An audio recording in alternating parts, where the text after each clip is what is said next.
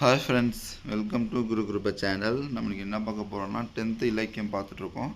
அதில் 5 இயல் வந்து முடிச்சிருக்கோம். இன்றைக்கி என்ன பார்க்க போகிறோம்னா 6வது இயல் வந்து பார்க்க போகிறோம். 6வது இயல் என்ன லெசன் பார்த்தீங்கன்னா பூத்தொடுத்தல் அன்னிட்டு ஒரு உமா மகேஸ்வரி. பூத்தொடுத்தல் எழுதுனது உமா மகேஸ்வரி, ஒரு புதுக்கவிஞர். இவரை பற்றி என்ன எழுதிருக்காரு கொஞ்சம் பார்ப்போம், வாங்க பார்ப்போம். இந்த பூவை எப்படி தொடுப்பது? சாந்தமானதொரு பிரபஞ்சத்தை சுமக்கின்ற ஒல்லித்தண்டுகள் இறுக்கி முடிச்சிட்டால் காம்புகளோட கழுத்து முறியும். தளர பிணைத்தால் மலர்கள் தரையில் நழுவும். வாசலில் மரம் நிற்பதறிந்தும் வருந்தாமல் சிரிக்கும் இந்த பூவை எப்படி தொடுக்க நான்? ஒருவேளை என் மனமோ நூலாக உண்மையுற்றால் ஒழிய. ஒரு பொண்ணு வந்து பூ தொடுத்துட்ருக்காரு. அப்போ வந்து தொடுக்கும்போது அந்த ஒல்லை தண்டுகள் இருக்க முடிச்சுட்டா கழுத்து முறியும். அந்த பூவை வந்துட்டு ஒரு மனுஷனாக நினச்சிட்டு கற்பனையாக ஒரு பாடல் பாடியிருக்காங்க. அது கழுத்து நெரிக்கணும், வாசலில் மரணம் தெரியாமல் அந்த பூ வந்து சிரிச்சிட்டு இருக்கு, இந்த மாதிரி சொல்ல வராங்க. ஓகே ஓகே நூல்வழி பாருங்கள். கவிஞர் உமா மகேஸ்வரி. இந்த பாடல் எழுதினவர் யார்? கவிஞர் உமா மகேஸ்வரி. மதுரை மாவட்டத்தில் பிறந்தவர். எங்கே பிறந்தாங்க? மதுரை மாவட்டத்தில் பிறந்தாங்க. தற்போது தேனி மாவட்டத்தில் ஆண்டிப்பட்டியில் வாழ்ந்து வருகிறார். தற்போது தேனி மாவட்டம் ஆண்டிப்பட்டியில் வாழ்ந்து வர. இவர் எழுதினது பாரு. நட்சத்திரங்கள் நடுவே, வெறும் பொழுது, கற்பாவை. நட்சத்திரங்கள் நடுவே, வெறும் பொழுது, கற்பாவை உள்ளிட்ட பல கவிதை நூல்களை படைச்சிருக்காங்க. நட்சத்திரங்கள் நடுவே, வெறும் பொழுது, கற்பாவை உள்ளிட்ட கவிதை நூல்களை படைத்துள்ளார். கவிதை, சிறுகதை, புதினம் என பல தளங்களை படைத்து வருகிறார். கவிதை, சிறுகதை, புதினம் என பல தளங்களை படைத்து வருகிறார். ஓகே ஓகே நெக்ஸ்ட்டு பாருங்கள். முத்துக்குமாரசாமி பிள்ளைத்தமிழ். இது வந்து சிலபஸில் கவர் ஆகுது. லெசன் நல்லா பார்த்துக்கோங்க. முத்துக்குமாரசாமி பிள்ளைத்தமிழ். குமரகுருபர் எழுதியது யார்? குமரகுருபரர். ஓகே ஓகே அங்கே பாடல் பார்ப்போம். ஆடுக செங்கீரை என்ற ஒரு இதிலிருந்து, ஒரு பருவத்திலேருந்து கொடுத்துருக்காங்க. செம்போனடி சிறு கிங்கினியோடு சிலம்பு கலந்தாட திருவரையறை ஞானவரை மணியோடு மொழி திகழரை வடமாட பைம்பொனு சும்பிய தொந்தியோடு சிறு பண்டி சரிந்தாட பட்ட நுதற்பொலி பொட்டோடு வட்ட சுட்டி பதிந்தாட கம்பு விதம் பொதி குண்டல முங்குலை காது மசைந்தாட கட்டிய சுழியோ முச்சியோ முச்சி கதிர்முத்தொடுமாட வம்பவளத்திரு மேனியுமாடிட ஆடுக செங்கீரை ஆதி வைத்திய நாதபுரிக்கு ஆடுக செங்கீரை சொல்லிட்டு பாடியிருக்காங்க. யார்? குமரகுருபவர். இது என்ன பருவம்னா செங்கீரை பருவத்திலிருந்து வந்திருக்குது. நம்மளுக்கு பருவங்கள் இருக்கும்ல, 7 பருவம், காப்பு, செங்கீரை, தாழ், சவ, முத்தம், வருகை, அம்புரி, 7 பருவம் இருக்குல்ல. அதில் 2வது பருவமான செங்கீரை பருவத்திலேருந்து இந்த பாடல் வந்து எடுத்து கொடுத்துருக்காங்க. சரிங்களா? ஓகே. சொல்லும் பொருளும் பாருங்கள். பண்டினா என்ன? வயிறு. பண்டினா வயிறு. அசும்பியன ஒளி வீசுகிற. முச்சினா தலை உச்சி கண்டி. ஓகேங்களா? ஓகே. இப்போது ஒரு குழந்தை வந்து 5லேருந்து 6 மாதத்தில் வந்து எப்படி இருக்கும், எப்படியெல்லாம் தவழும், எப்படியெல்லாம் சிரிக்கும், எப்படியெல்லாம் இருக்கும்ன்றது தான் இந்த பாடல். இந்த பொருள் பாருங்கள். திருவடியில் அணிந்த சிறு செம்பொன் கிண்கிணிகளோடு சிலம்புகளும் சேர்ந்து ஆடட்டும். இடையில் அரணான் மணியோடு ஒளி வீசுகின்ற அரைவடங்கள் ஆடட்டும். பசும்பொன் என ஒளிரும் தொந்தியுடன் சிறுவயிறு சரிந்தாடட்டும். பட்டம் கட்டிய நெற்றி விளங்குகிற பொட்டுடன் வட்ட வடிவான சுட்டி பதிந்தாடட்டும். கம்பிகளால் உருவான குண்டலங்களும் காதின் குலைகளும் அசைந்தாடட்டும். சரிங்களா? நெக்ஸ்ட்டு. உச்சி கொண்டையும் அதில் சுட்டு கட்டப்பட்டுள்ள ஒளிமிக்க முத்துக்களோடு ஆடட்டும். தொன்மையான வைத்தியநாதபுரியில் எழுந்தருள முருகனே செங்கீரை ஆடி அருள்க. இவருடன் அழகிய பவளம் போன்ற திருமேனியும் ஆட செங்கீரை ஆடுக. ஓகே. இந்த மாதிரி அந்த 4 வயசு குழந்தைகள் காதில் வந்துட்டு அந்த கம்மல், குலைன்னு சொல்லுவாங்க, நம்ம கம்மல் சொல்லுவோம், நெத்தியில் சுட்டி இதெல்லாம் இருக்கும்போது அப்புறம் தொந்தி லைட்டாக ஆடுறது, இந்த மாதிரி உள்ள அழகான ஒரு பருவத்தை வந்து எடுத்து காட்டியிருக்காங்க. சரிங்களா? ஓகே. இலக்கண குறிப்பம் பாருங்கள். ஒன்று என்ன சொன்னால், எண்ணும்மை குண்டலமும் குலைக்காதும் எண்ணும்மை ஆடுகன வியங்கோல் வினைமுற்று. பதிந்து பகுப்பத உறுப்பு இலக்கணம். பதிந்து பதிப்பில் சித்து ஊ பதிப்பகுதி இத்து சந்தி இந்தானது விகாரம் இத்திறந்த காலின ஊ வந்து வினையச்ச விகுதி. ஊன்றது வினையச்ச விகுதி. சரிங்களா? பாருங்கள். செங்கீரை பருவம் சொன்னால் அது தான் இருக்கும். செங்கீரை செடி காற்றில் ஆடுவது போன்று குழந்தையோட தலை 5லேருந்து 6ஆம் மாதம் மென்மையாக அசையும். இப்பருவத்தை செங்கீரை பருவம் என்பது. இப்பருவத்தை குழந்தை தன் இருக்கை ஊற்றி ஒரு காயினை மடக்கி மற்றொரு காய் நீட்டி தலை நிமிர்ந்து முகமசைந்து பாடும். ஓகேங்களா? புரியுதா? ஓகே. அன்னிக்கலனுக்கு பாருங்கள். இந்த அதில் பொறுத்துக்களை கேட்டிருக்காங்க. இந்த கொஷின் இது பாரு. 1 2 3 4 5. சரிங்களா? சிலம்பு கிண்கினா அது காலில் சிலம்புனா அது உங்களுக்கு தெரியும். சிலம்புனாவே நம்மளுக்கு தெரிஞ்ச சிலப்பதிகாரத்தில் கண்ணகி போட்டிருப்பாங்களா சிலம்பு, அந்த சிலம்பு வச்சு தானே போய் காசு வாங்கிட்டு வர சொல்லலாம். அந்த மாதிரி ஞாபகம் வச்சுக்கோங்க. சிலம்பு கிணிக்கினா காலில் அணிவது.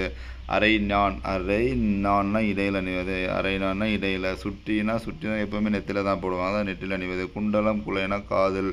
இந்த குண்டலம் குலைனா காதில். சூழினா மாலை. சூழின்றது மாலை, தலையில் அணிவது. சூழி மாலை தலையில் அணிவது. சரிங்களா? நூல்வெளி பார்ப்போமா? ஓகே, வாங்க நூல்வெளி பார்ப்போம். குமரகுருபரர். சரிங்களா? குமரகுருபரர் இயற்ற முத்துக்குமாரசாமி பிள்ளை தமிழில் செங்கீரை பருவத்தோட 8ஆவது பாடல். இந்த பாடல் வந்து எத்தனாவது பாடல்னா 8ஆவது பாடல். என்ன பருவம்? செங்கீரை பருவம். 96 வகை சிற்றிலக்கியம் ஒன்று பிள்ளைத்தமிழ். பிள்ளைத்தமிழ் வந்து 96 சிற்றிலக்கியம் 96 இருக்குது, அதில் ஒன்று தான் பிள்ளைத்தமிழ். இதில் இறைவனையோ தலைவரையோ அரசனையோ பாடுட தலைவராக கொண்டு அவரை குழந்தையாக கருதி பாடுவார். பாடுட தலைவரின் செயற்கரிய செயல்களை எடுத்து என்பது பிள்ளைத்தமிழ். ஓகேங்களா? 10 பருவங்கள் அமைத்து பருவத்திற்கு 10 பாடல். 10 பருவம், அதில் பருவத்துக்கு 10 பாடல்னா 100 பாடல்களால் இது பாடப்படும். இது ஆண்பார் பிள்ளைத்தமிழ், பெண்பார் பிள்ளைத்தமிழ் இருவகைப்படும். சரிங்களா? பிள்ளைத்தமிழ் பற்றி தான். நெக்ஸ்ட்டு குமரகுருபரர் பற்றி பாருங்கள். இவர் வந்து 17ஆம் நூற்றாண்டை சேர்ந்தவர். குமரகுருபரர் எப்போ? 17ஆம் நூற்றாண்டை சேர்ந்தவர். குமரகுருபரர் 17ஆம் நூற்றாண்டை சேர்ந்தவர். இவர் தமிழ், வடமொழி, இந்துஸ்தான். தமிழ், வடமொழி, இந்துஸ்தான். இந்த கொஷின் இந்த லைன் இம்பார்ட்டன்ட், நிறைய வாட்டி கேட்டிருக்காங்க. தமிழ், வடமொழி, இந்துஸ்தான் ஆகிய மொழிகள் புலமை மிக்கவர். கந்தர் கலிவெண்பா. மீனாட்சியம்ம பிள்ளைத்தமிழ்.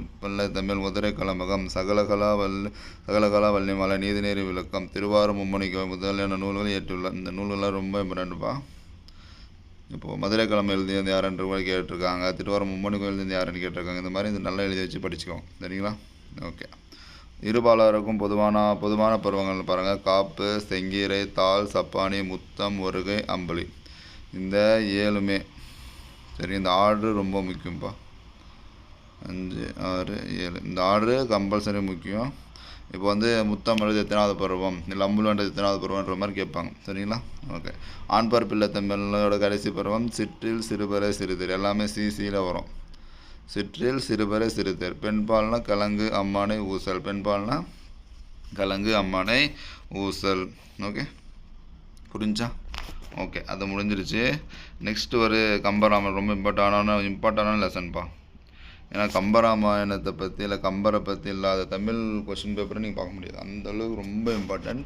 ஏதாவது ஒரு கொஷின் இருக்கும். ஒரு சில இதெல்லாம் சிம்பிளாக ராமாவதாரத்தை எழுதினவர் யார், ராமாவதாரன் பேரிட்டவர் யார், இந்த மாதிரி கொஷின் ரொம்ப சிம்பிளாக இருக்கும். அதுக்கப்புறம் குகன் பற்றி கொஷின் இருக்கும். சரிங்களா? ஓகே, அங்கே பார்ப்போம்.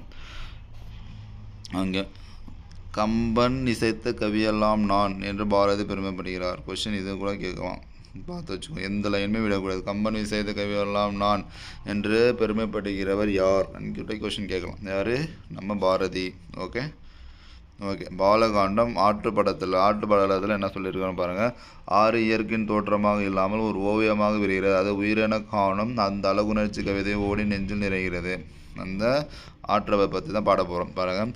தாதுகு சோலை தோறும் செண்பக காடு தோறும் போதவில் பொய்கை தோறும் புதுமணரடங்க தோறும் மாதவி வேலி பூக வனந்தோறும் வயல்கடோறும் ஓதிய உடம்பு தோறும் உயிரெனவே உலாவதன்றே. இங்கே தோறும் தான் ஷார்ட்கட். இதுக்கு தோறும் வந்தாவே அது கம்பராமாயணம், கம்பர், பாலகாண்டம், ஆற்றுப்படலம். சரியா? ஓகே, பொருள் பிடிச்சா பார்த்தா புரிஞ்சிருப்பாங்க. மகரந்தம் சிந்துகின்ற சோலைகள், மரம் செறிந்த செண்பக காடுகள், அரும்புகள் அவிழ்ந்து மலரும் பொய்கைகள், புதுமணல் தடாகங்கள், குறுக்கத்தி கொடிவேலியுடைய கமுக தோட்டங்கள், நெல்வயல்கள் அனைத்திலும் பரவி பாய்கிறது சரையு ஆறு. இந்த கொஷின் எப்படின்னா, கம்பராமாயணத்தில் சொல்லப்படும் ஆறு எதுன்னு கேட்டு இந்த மாதிரி கொடுக்கலாம். காவிரி, யமுனா, சரையு இந்த மாதிரி சொல்லிவிட்டு 4 ஆப்ஷன் எடுத்து கொடுத்தா சரையு ஆறு. அது ஒரு உயிர் பல இடங்களில் உடல்களில் ஊடுருவி உலாவது போல் பல இடங்களிலும் பாய்கிறது. சரிங்களா? இந்த சரையு ஆறு வந்து இந்த எங்கெங்கெல்லாம் வருது பாருங்கள்.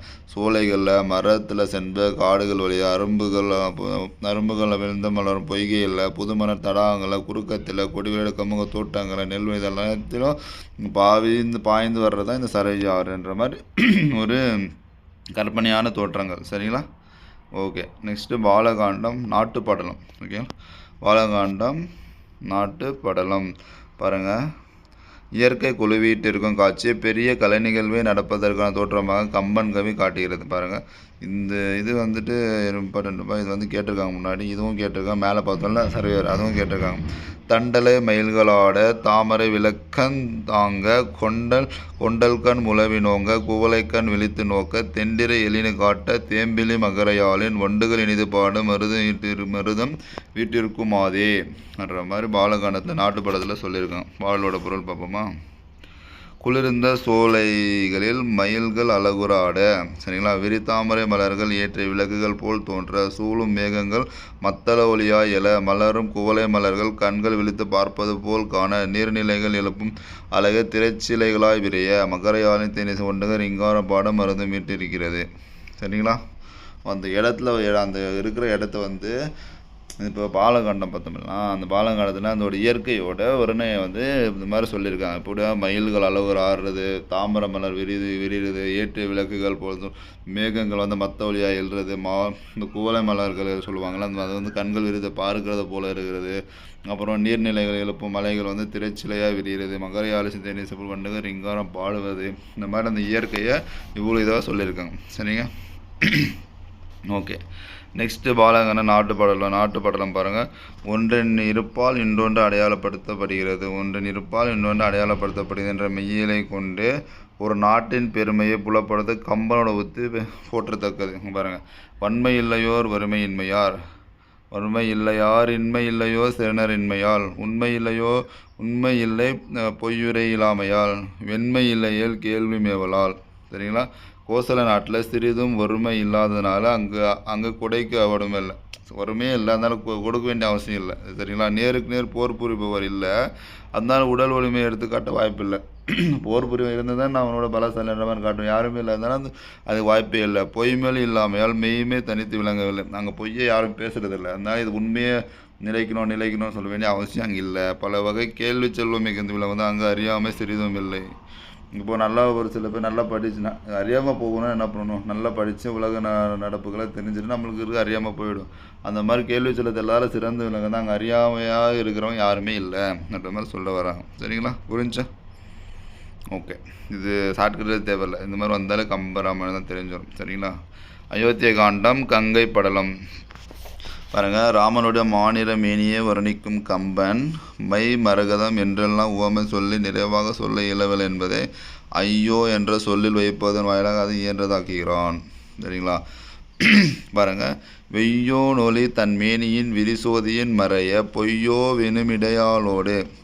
வெனுமிடையாளோடுனா சீதை, மிளையானோடுனா லக்குவன் போனான். மையோ மரகதமோ மறிகடலோ மலைமுகிலோ ஐயோவின் வடிவென்பதோரெளிவால குடையான், வடிவென்பதோரெளியாவால குடையான். சரிங்களா?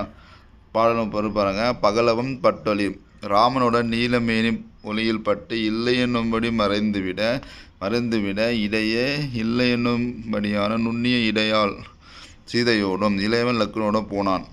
இது ராமனுக்கார அவரோட உருவ ஒற்றுமையை சொல்கிறார் பாருங்கள். பகலவன் பட்டொலி ராமன் நீலமேனி, அந்த நீளமாக இருக்குல்ல அவரோட உடம்பு, நீளமே ஒளியில் பட்டு இல்லை என்னும்படி மறைந்திட இடையே இல்லை என்னும்படியான அந்த மாதிரி இருக்கிற ராமன் கூட இடையாளோடும் இல்லை நுண்ணிய இடையால் சீதையோடும் இளையவன் லக்குனோடும் போனான். ராமன் வந்து போகிறார். அவனோட நிறம் வந்து மையா இல்லை மரகதமா மறிக்கின்ற நீல கடலா கார்மேகமா ஐயோ ஒப்பற்ற அழியாத அழகினுடைய வடிவு கொண்டவன் ராமன். சரிங்களா? அவனோட அந்த தோற்றத்தை மையா இருக்குமா மரகதமாக இருக்குமா இல்லை நீலக்கடலா கார்மேகமா ஐயோ எதுன்னு தெரியலையே என்ற மாதிரி கம்பர் வந்துட்டு அந்த ஒப்புமை சொல்கிறார். சரிங்களா? புரியுதா? ஓகே. இது அயோத்தி காண்டம் கங்கை கான் படலம். அயோத்திய காண்டத்தில் கங்கை கான் படலம். கவிதைகள் மூலம் பெறும் இன்பங்கள் எத்தனையோ அதில் ஒன்று சந்த இன்பம். கவிதைகள் மூலம் பெறும் இன்பங்கள் எத்தனையோ அதில் ஒன்று சந்த இன்பம். பொருள் புரியாவிடனும் சந்த இன்பம் மகிழ்ச்சி ஊட்டுகிறது. பொருள் புரியலனாலும் சந்த இன்பம் மகிழ்ச்சி ஊட்டுகிறது. ஓசை தரம் இன்பம் ஊமையிலா இன்பமடா என்று பாரதி சொல்வதை இதில் உணர முடியும். இது லைன் யார் சொன்னாங்க? ஓசை தரம் இன்பம் உவமையிலா இன்பமடான்னு சொன்னது யார்? பாரதி. பாருங்கள். ஆல நெடுந்திரையாறு கடந்திவர் போவாரோ வேல நெடும்படை கண்டு நடுங்கிடும் வில்லாலோ தோழமை என்றவர் சொல்லிய சொல்லொரு சொல் அன்றோ ஏழமை வேடன் இடர்ந்தில நின்றன ஏசாரே. இந்த வேடன் வந்துட்டு சொல்கிறாங்க. அவங்க அது என்ன பொருள்னு பார்ப்போமா. ஆழமும் பெரிய அலைகளும் உடைய கங்கை ஆற்றை பரதன் முதலானோர் கடந்து செல்வார்களா? யானைகள் கொண்ட சேனையை கண்டு புறமுது காட்டி விலகிச் செல்கின்ற வில்வீரனானான். தோழமை என்று ராமர் சொன்ன சொல் ஒப்பற்ற சொல்லல்லவா? தோழமையை எண்ணாமல் இவர்களை கடந்து போக விட்டால் அற்பனாகி இந்த வேடன் இறந்திருக்கலாமே உலகத்தில் என்ன பழி சொல்ல மாட்டார்களா? இப்போ ஒருத்தர் வந்துட்டு இப்போ ராமன் சொல்லிட்டு போகிற இந்த மாதிரி யாரும் இந்த பக்கத்துலேருந்து வரக்கூடாது பார்த்துக்கோங்கன்னுட்டு சொல்லிட்டு போகிறாருன்னு வச்சுக்கோங்க. அப்போது இவர் இவங்களால தன்னோட எதிரிகளால் போக விட்டானா ராமன் என்ன ஒரு தோழனை சொல்லியிருக்காரு. அந்த சொல் என்ன ஆகும், இந்த மாதிரி ஒரு செயல் செஞ்சால் நான் இறந்து விட்டு இருக்கலான்ட்டு வருங்காலத்தில் மக்கள் என்ன பேச மாட்டார்களான்ற மாதிரி யார் வேடன் நினைக்கிறார். சரிங்களா? ஓகே. யுத்தகாண்டா கும்பகர்ணன் வதைப்படலாம். உலக்கையால் மாறி மாறி இடிக்கும் ஒத்த ஓசையில் அமைந்த சந்தம் கும்பகர்ணனை எழுப்பும் காட்சியை கண்முன் நிறுத்துகிறது. உறங்குகின்ற கும்பகர்ணா உங்கண் மாய வாழ்வெல்லாம் இறங்குகின்ற தின்று காணிலிருந்து உறங்குகின்ற கும்பகர்ணவுங்கான் மாய வாழ்வெல்லாம் இறங்குகின்ற தின்று காணெழுந்திராய் உறங்கு கரங்கு போல விற்பிடித்த காலதூதர் கையிலே உறங்கு வாயினை கிடந்து உறங்குவாய் அப்படின்ட்டு சொல்ல வர்றாங்க. யார்? யுத்தகாண்டத்தில் சொல்ல வர்ற பொருள். சரிங்களா? ஓகே, பாருங்கள் என்ன சொல்கிறார் பாருங்கள். உறங்குகின்ற கும்பகர்ணனை உம்முடைய பொய்யான வாழ்வெல்லாம் இந்தியிலிருந்து இறங்குவதற்கு தொடங்கிவிட்டது. அதனை காண்பதற்காக எழுந்திராய். காற்றாடி போல எல்லா இடங்களும் தெரிகின்ற வில்லை பிடித்த காலனுக்கு தூதரானார் கையில் இனிப்படுத்தி உறங்குவாயாக. இப்போது கும்பகர்ணன் தெரியும் நம்மளுக்கு. கும்பகர்ணன் தூங்குறாங்க. அப்போ அவங்கள எழுப்பும்போது என்ன சொல்லி எழுப்புறாங்கன்றதான் இந்த லைன்ஸு வரங்க. கும்பகர்ணா உன்னோட பொய்யான வாழ்வெல்லாம் இன்றிலிருந்து இன்றிலிருந்து முடிஞ்சிடும், அதனால் அதை காண்பதற்கு எழுன்றாங்க. காட்டாடி போல் எல்லா இடங்கள்லையும் இருக்கிற காத்தாடி போல் எல்லா இடங்களையும் இருக்கிற காலன் யமன் அவரோட கையில் இனி படுத்து விட்றாங்க. எழுந்து உன்னோட முடிவு காலம் வந்துடுச்சுன்ற மாதிரி சொல்ல வராரு. சரிங்களா? ஓகே, அவ்வளோதான். நூல்வெளி பாருங்கள். கம்பர் ராமனது வரலாற்றை தமிழில் வழங்கி ராமாவதாரம் இது அப்படியே கேட்டார். ராமாவதாரம் என பெயரிட்டவர் யார்? கம்பர். ஓகே, இது கம்பராமாயணம் வழங்கப்படுது. 6 காண்டங்கள் இருக்குது. 6 காண்டம் என்னென்ன சொல்லுங்கள் பார்க்கலாம். பாலகாண்டம், அயோத்திய காண்டம், ஆரண்ய காண்டம், கிட்கிந்த காண்டம், சுந்தர காண்டம், யுத்த காண்டம் 6 காண்டம் இருக்குங்களா?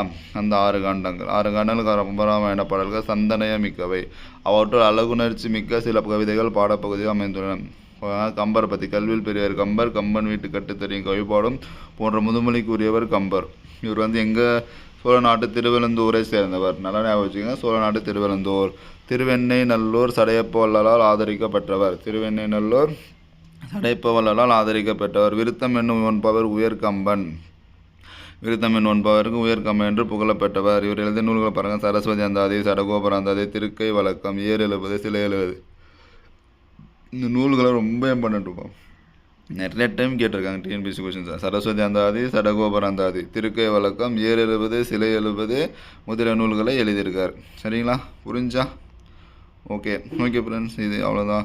இதோட இயல் உங்களுக்கு புரிஞ்சிருக்குன்னு நினைக்கிறேன். இந்த மாதிரி யூஸ்ஃபுல்லாக கண்டென்ட் வேணும்னா நம்ம குரு சேனலை சப்ஸ்கிரைப் பண்ணுங்கள். தேங்க்யூ.